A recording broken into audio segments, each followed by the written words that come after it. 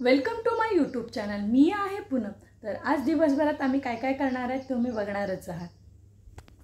आता आम्ही चाललोय शंकराच्या देवळात। अभिषेक करायचा राहिला होता। हे दोघं नमस्कार, माझी सगळं आटपलेलं आहे। आता हे दोघं नमस्कार करतात देवाला। आता आम्ही निघतोय। काय होतं ना, आरवला स्कूलला सुट्टी नसते ना, मग जाता येत नाही, म्हणून मग आज आता वेळ आहे तर जाऊन येतो। आलोय आम्ही शंकराच्या देवळात। अभिषेक करायचा राहिला होता ना, आज आलोय आम्ही।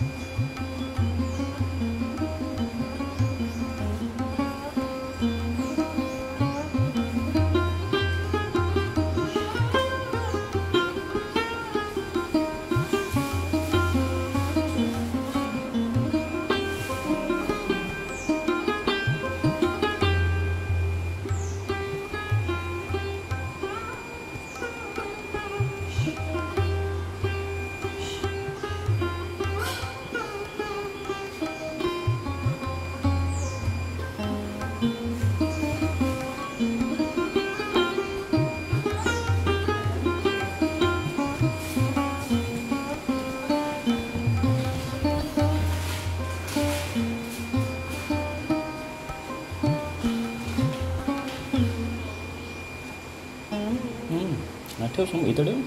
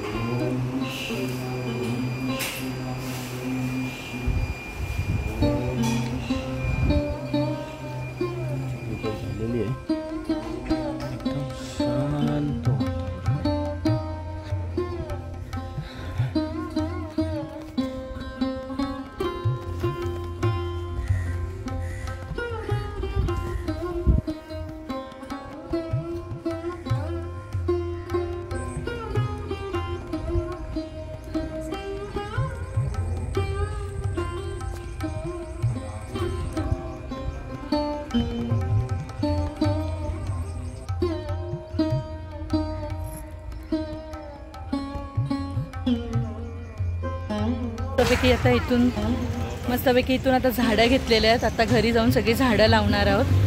बघू हे बघा, आणि ह्या कुंड्या घेतल्यात.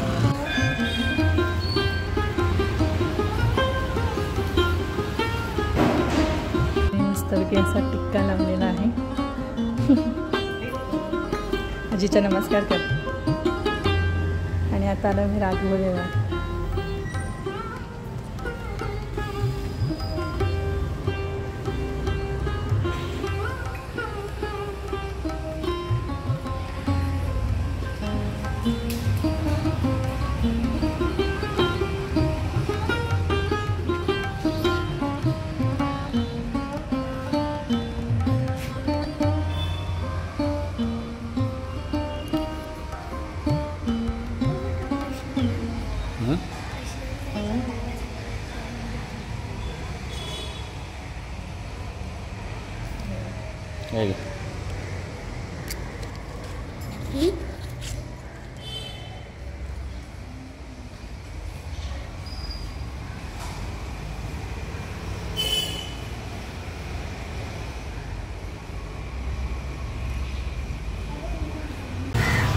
आता आलो आहे मी मार्केटमधलं आमचं मारुतीच्या देवळात.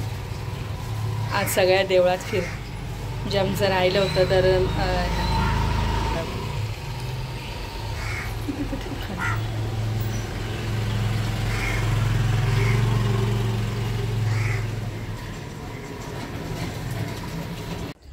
फायनली आम्ही आता घरी आलेलो आहोत. खूप मस्त वाटलं. इतकं मन प्रसन्न झालं ना. ॲक्च्युली सकाळी मी खूप लवकर उठली, पण घरात काहीच तयारी नव्हती. म्हणून विचार केला की नको, आज नको जावे, आपण नंतर कधीतरी जावे. पण देवाची पण इच्छा होती. म्हणजे माझ्याकडे काहीच नव्हतं. ना बेलपत्र होती, ना व्हाईट कलरची फुलं होती, दही वगैरे सगळं होतं. पण तरी पण मन खात होतं की काहीच नाही घरात, मग आपण कसं जायचं, काय करायचं. नारळही नव्हता. आम्ही श्रावणात आहे ना देवाला नारळ ठेवतो. हे नारळही नव्हते. जाईन मार्केटला जाताच नाही आला. तर बोलतात ना, देवाची इच्छा असल्या की सगळ्या गोष्टी होतात. तसंच आज माझ्या बाबतीत झालं आहे. सगळ्या गोष्टी मिळाल्या. नाईक काका आले, त्यांनी मला बेलपत्र दिले आणून. व्हाईट फुलं पण त्यांनी आणून दिली. त्यांना मी सांगितलं होतं, पण ते काल पण त्यांना यायला जमलं नाही, म्हणून मग ते आता सकाळ घेऊन आले. आणि मी आंघोळ वगैरे सगळं रेडी. आम्ही बोलत नाहीच काय वस्तू, तर आपण मग मार्केटला जाऊन येऊ, मार्केटिंग करू. पण मग सकाळ नाईक काका आले, सगळे फुलं वगैरे घेऊन आले. घरात दही पण होता. मी बोलतात ना, करायचं असेल तर सगळं पॉसिबल होतं. असं कोणतीच गोष्ट नाही आहे की नाही होत. दही होता घरात, पण म्हटलं कसं काय करू सुचतच नव्हतं. मग सगळ्या गोष्टी घरात अवेलेबल होत्या. मग त्या सगळ्या घेऊन गेली. खूप मस्त असा अभिषेक झाला. देवळात गर्दीही नव्हती, काहीच नव्हती. आम्हीच तिघं होतो. खूप मस्त वाटलं. मन पण प्रसन्न झालं. राघोबा देवळात पण जाऊन आलो. आता 2 राहिले, गणपतीचा देवळ आणि आमचे घरचे कुलदैवत, त्यांचं पण नारळ फोडतो आहे. मग ते आता 2-3 दिवसात फोडून घेईन. आणि खूप मस्त वाटलं.